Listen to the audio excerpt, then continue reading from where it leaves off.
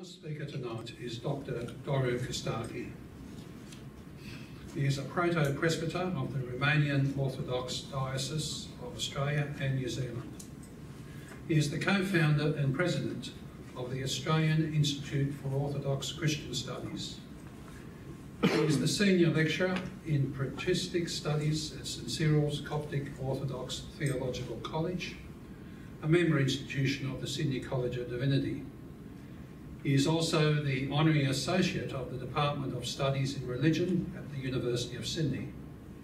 He has two forthcoming books, one appearing hopefully this year, of which he is the sole author, titled Early Christian and Byzantine Worldviews, and a co-authored book called Dreams and Virtue in Early Christian Egypt in 2018. But he's not speaking on that topic tonight. He's speaking on the Kenotic God, the principle of synergy, and the evolutionary universe. Thank you. The outlines of my presentation tonight. I'll be talking about what challenges me first and foremost. The fact that within our very camp, the Orthodox Church, there is a lot of resistance towards modern science.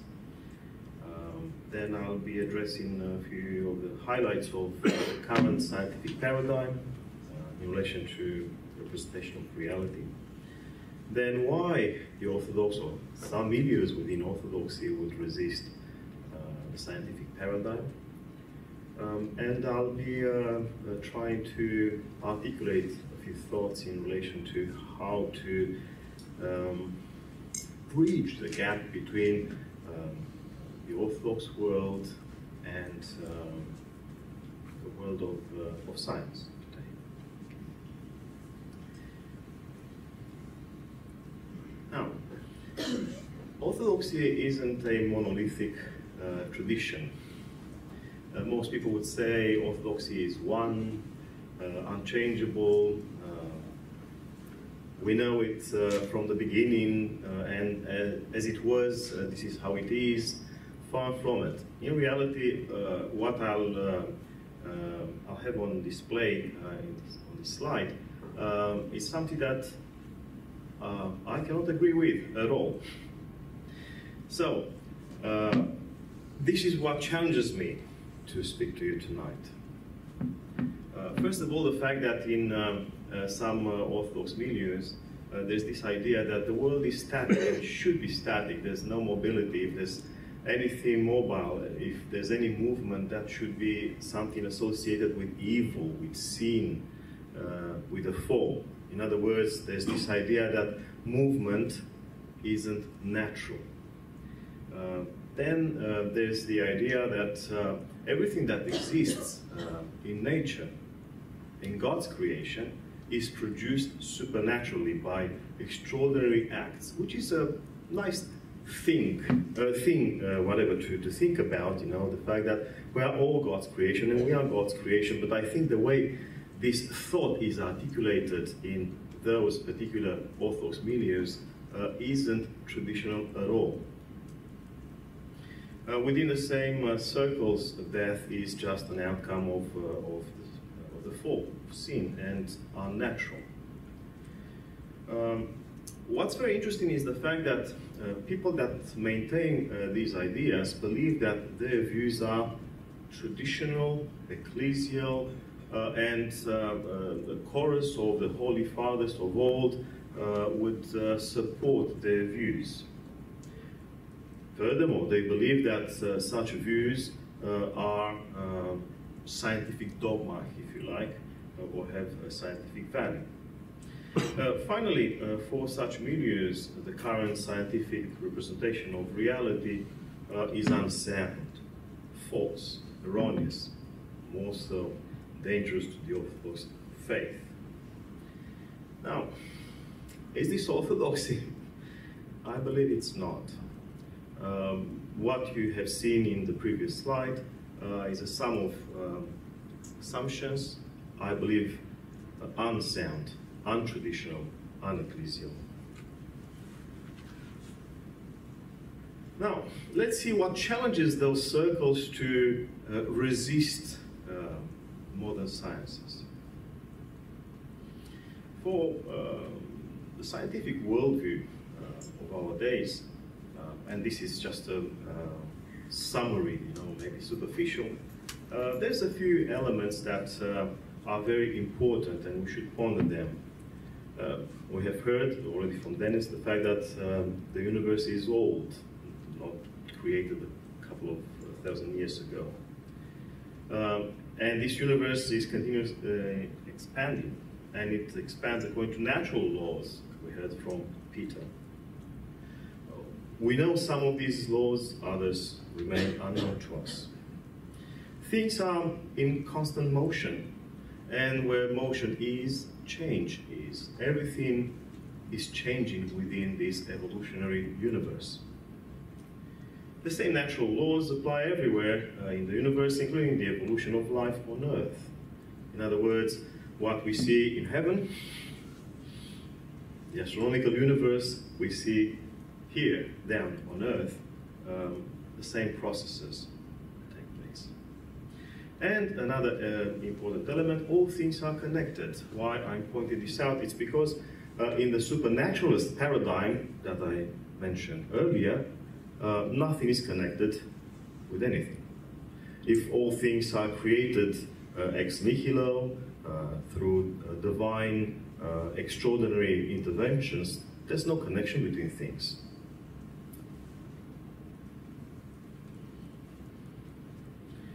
Now, are these stances, these ideas that I have simplistically maybe summarized, dangerous?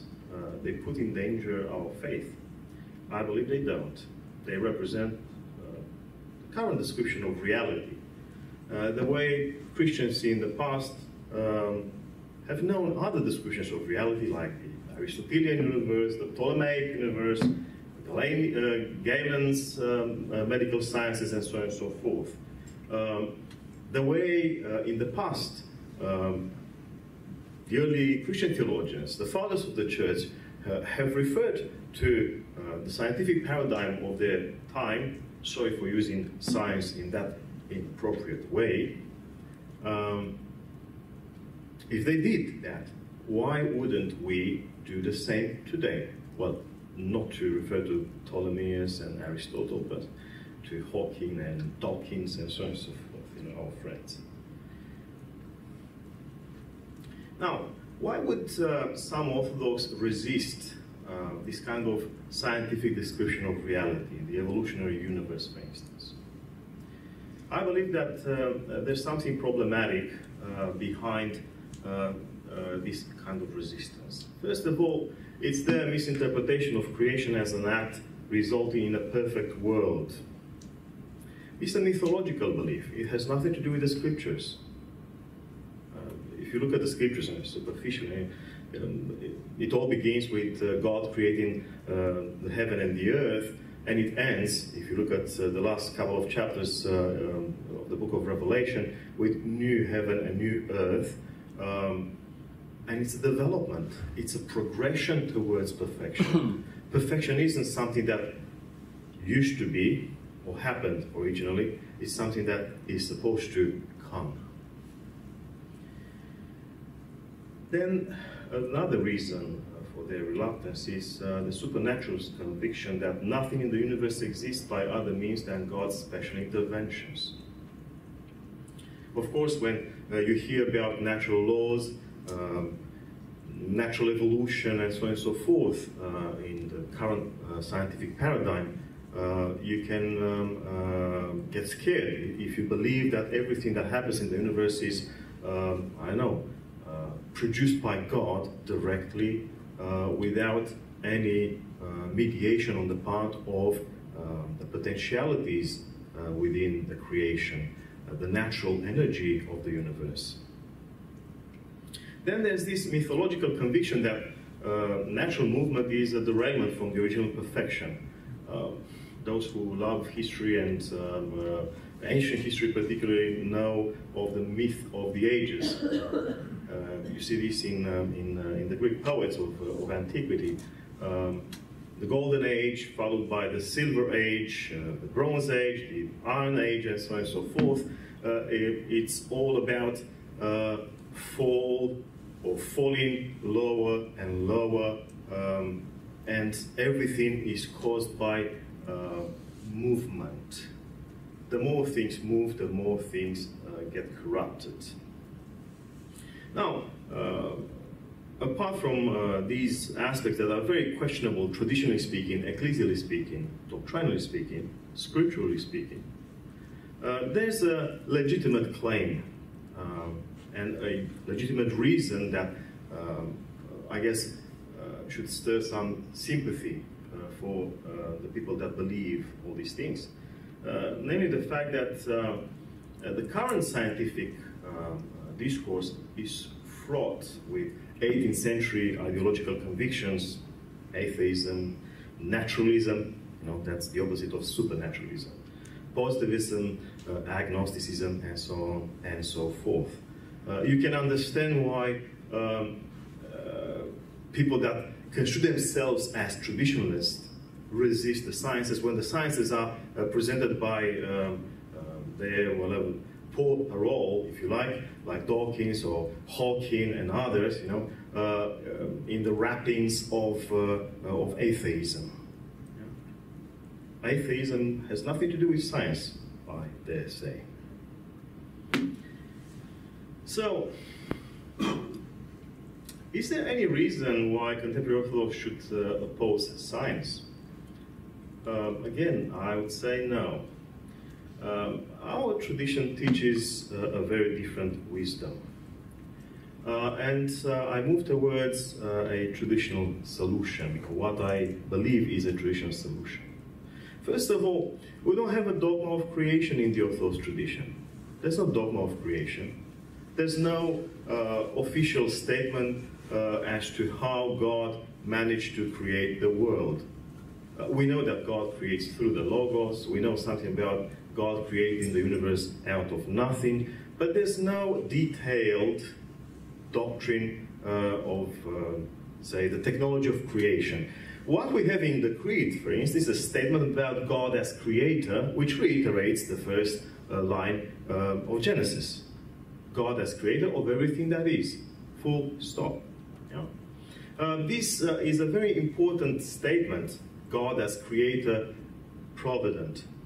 It's very important because it allows for a lot of freedom on the part of, say, the theologians that are interested in bridging the gap between the world of faith and the world of science. When you don't have to provide a description of reality, a theological description of reality, but you make a statement, a theological statement about God, you actually don't get into any trouble because you are an equal partner in that conversation. Yeah? A scientist that believes that he or she is supposed to be atheist because it's a scientist, he or she is no longer a scientist, it's a philosopher. And if a scientist can be an atheist because this is how he or she believes should interpret his or her science, I can do the same. I can do the same, and I'll say from the viewpoint of the doctrine of creation that there is a God, creator, and provident. Let's put it simply. Ideologically, I am as legitimate in my claim that there is a God, creator, and provident as Dawkins is when he says, because there's evolution, there's no God. When he says, because there's evolution, there's no God, he's no longer a scientist.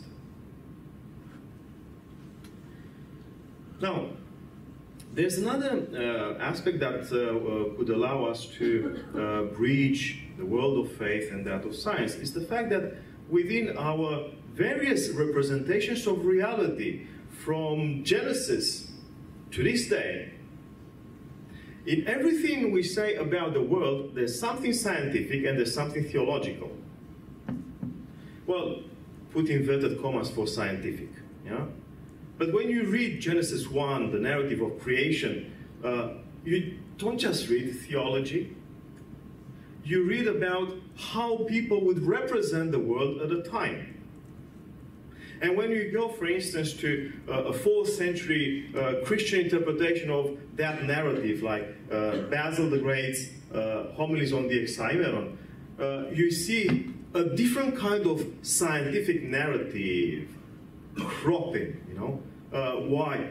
Because he realized that the Semitic kind of representation of reality, which we have in Genesis, is no longer intelligible, not immediately, not as such. And he has, Basil that is, has to interpret for his own audiences, for his own parishioners, for his readership, he has to interpret the message of Genesis in a way that becomes intelligible within the parameters, for instance, of Greek science against science.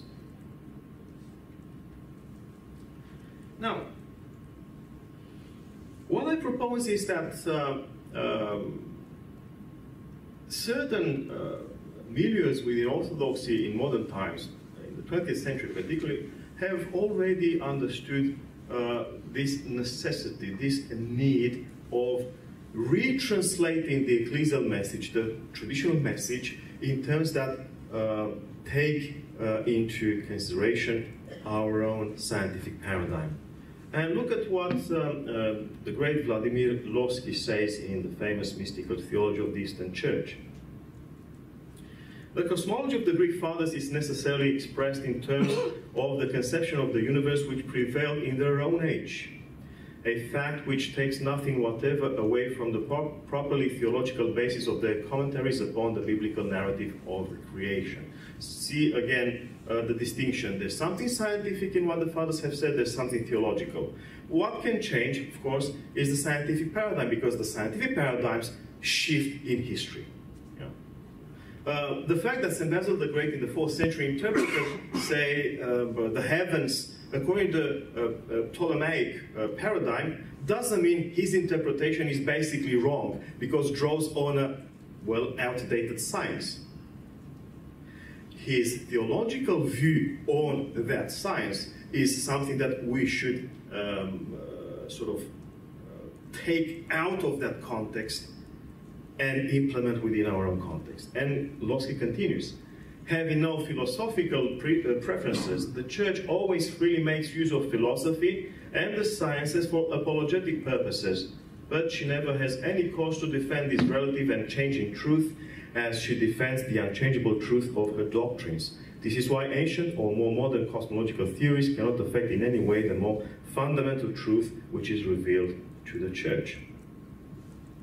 Now, given the current paradigm, which is expansionist and evolutionary, in order to convey the traditional message of the Christian worldview, we must look for appropriate witnesses within tradition. Why I say this is because in those milieus, Orthodox milieus that I mentioned earlier, they have a propensity towards selecting from the body of tradition only what seems to backing up their position against the sciences of today.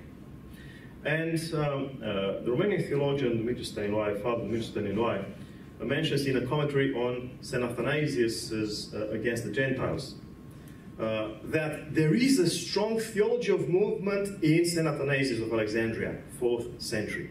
A strong theology of movement. And he comments, subsequent to the highlighting by the natural sciences of the universal importance of movement and the energies that sustain it, current paradigm, the thinkers of tomorrow must develop a theology of movement, its theological appraisal. So, Father Stăniloae looks at St. Athanasius. St. Athanasius has a strong theology of movement of the universe, the changing of all things alongside that movement. And he says, this is what we have to do.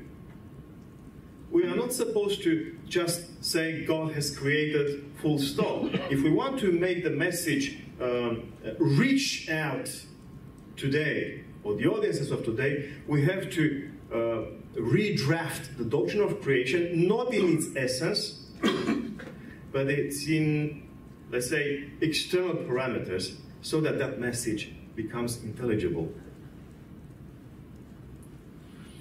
Of course, for catechetical purposes, many early Christian theologians have presented literal outlines of the Genesis narratives of creation and paradise. In specialized treatises, however, they have approached the same passages in very different ways by combining theological, philosophical, and scientific elements in the interpretation of Scripture. Some of their elaborations are very useful towards our engaging the contemporary sciences, and I'll be giving you a few examples. Saint Athanasius the Great, and I'm quoting from Against the Gentiles 41. All created nature, as far as its own laws are concerned, by the way, he believed in natural laws, Pete, is fleeting and subject to dissolution. The nature of created things, inasmuch as it is brought into being out of nothing, is of a fleeting sort, weak and mortal. Well, put this somewhere, you know, at the entrance of any Orthodox church, they'll spin on it. Why? Because it speaks of the natural mortality of creation. Natural mortality of creation. This has nothing to do with the fall. And against the idea of well, supernaturalist kind of creation, or technology of creation, where things are dissociated from one another, the same great Athanasius in On the Incarnation 41 speaks of humankind as a part of the whole. The whole is the word for universe, as well as the rest. What's the rest? Tiny animals, birds, koalas, and so on and so forth. We are part of the same whole.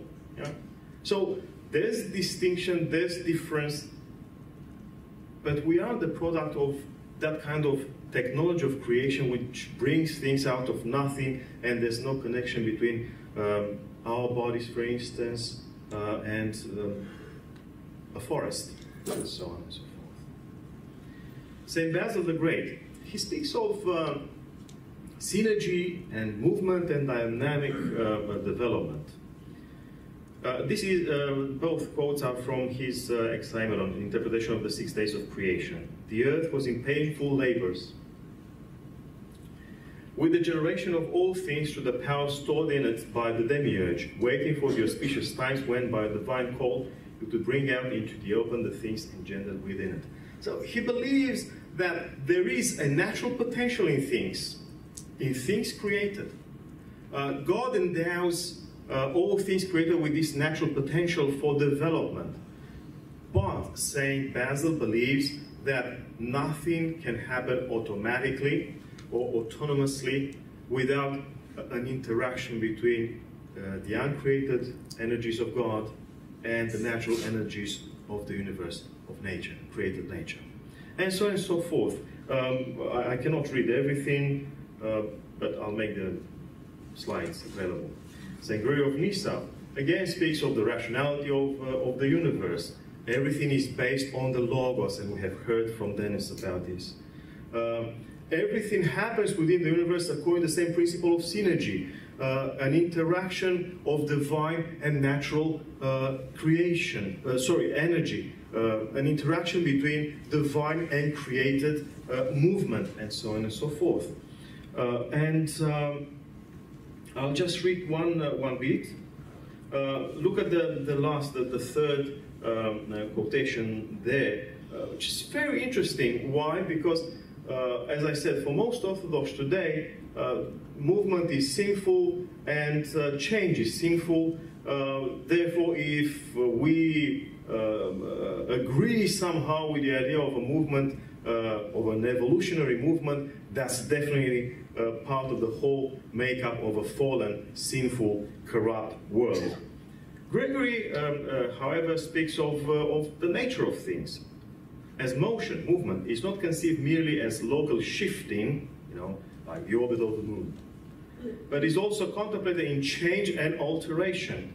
The wisdom of God has transported these properties and wrought unchangeableness in that which is ever moving, and change in that which is immovable. So there's something stable in things, something that doesn't change. There's something that always changes. And you'll see this later on in St. Maximus, repeated perhaps in a more clear way, perhaps less paradoxical. And now an author from the end of the 4th century, early 5th century, Nemesius of Emesa, he's not considered a saint, but he was a disciple of the Cappadocians. I only recently started to read Nemesius, and I was amazed by what he says. The Creator linked up each order of creation with the next so as to make the whole universe one and akin. Again, the same idea of the wholeness of creation, the unity of created nature. But look at the next one. When the Creator passed from the creation of plants to that of animals, we may suppose that he did not leap from the one order to the next and suddenly make creatures endowed with the powers of locomotion and sensation. Rather, he advanced towards this end by slow degrees and seemly moderation. Sounds evolution to me. 4th century, 5th century. When God passed from the irrational animals to create a rational living creature, the human being, he did not introduce this rational creature abruptly, but led up to it by the development in certain animals of instinctive intelligence, of devices and clever tricks for self-preservation, which make them appear almost rational. Only after them did God bring forth the human being, the truly rational and living creature. Well, you can forget about Nemesius because he's not a saint. A footnote there. And St. Maximus, my last witness, again, the idea of the unity of the creation, things coming together, things converging within the one world. Why? Because, and that's the end of the first passage, all creation admits of one and the same absolutely undifferentiated principle, the fact that all things are created actually. So the fact that we have a doctrine of creation doesn't mean that all things are created separately. All things share, however, in the same created nature. And all things that have been brought into being, into existence, must move, says St. Maximus. And in moving, they participate in God on the one hand, and on the other hand, that's the last passage there. All created being has been set in motion and continues to move according to the principle and mode of expansion and contraction. Diastole, expansion, contraction, systole. Words that we have in English, diastolic movement, systolic movement. But in St. Maximus, this is a technical vocabulary, which means what? Change. Things change. Things change. They move and change. Well, you tell me if this isn't evolutionary universe. Now, to sum up what I have very briefly, superficially outlined above, how can we put these elements in a contemporary idiom? How can you make this kind of traditional message intelligible, at least, if not acceptable, to a science-based culture? God has created the universe out of nothing through the Logos, endowing it with a potential for perfection. Such all things are united as creation and share in the same final purpose. Conditioned by the divine parameters called principles or rational patterns, the universe's perfection is neither a past reality nor a current one. It is a working project, a goal to be achieved eschatologically. And mind you, I didn't want to push in this presentation, well, stress too much on the topic of a kenotic God, although that's in the title of my presentation because Dennis presented it so beautifully. But that's the beauty of a God that loves. You know, a God that loves is patient. Only a God that doesn't love is impatient and creates things like that. Supernatural interventions. But a kenotic God, the God that is humble and loving, is also patient. Bears with the weaknesses of his creation. The present form of the cosmos and the future perfection result from an ongoing interaction of the divine and cosmic energy. So there's natural movement, but there's also a continuous impact of the divine presence and energy within the universe. And the evolutionary movement of the universe manifests that fundamental interaction. So what we call evolution, universe in expansion, is actually what we see from a very complex and profound phenomenon. And the engine of the universe's motion is the principle of synergy, all this interaction, which attests to a God who, albeit omnipotent, is also kenotic, humbly and patiently working through the natural development of the creation. So can the Orthodox maintain their faith within the current scientific paradigm without rejecting this paradigm? Is the modern science, contemporary science, is it a threat to their faith? It's not, and I believe that they can do far better in this world than they could do, say, 3-4 centuries ago. Again, Father Dumitru Stăniloae, in the preface of his dogmatic theology, which is actually a compendium of patristic theology, he says, well, that's he, we have, Majesty, the theologian, we have endeavored to understand the teaching of the Church in the spirit of the Fathers, but also to understand it the way we believe that they would have understood it today. So take St. Basil, take St. Maximus, bring them from the 4th century, 7th century, in the 21st century. What would they do? Would they speak Ptolemaic? No, they would speak Dawkins and Hawkins and all that. Yeah? They would have not ignored our time the way they did not ignore their own time. And that's pretty much it. Nice logo of the Australian Institute for Orthodox Christian Studies. Thank you very much. Thank you, Doru, for a wonderful lecture, just helping us to see how the Orthodox resistance to modern science is not necessarily so, and using, indeed, the patristic authors to demonstrate that it need not be so.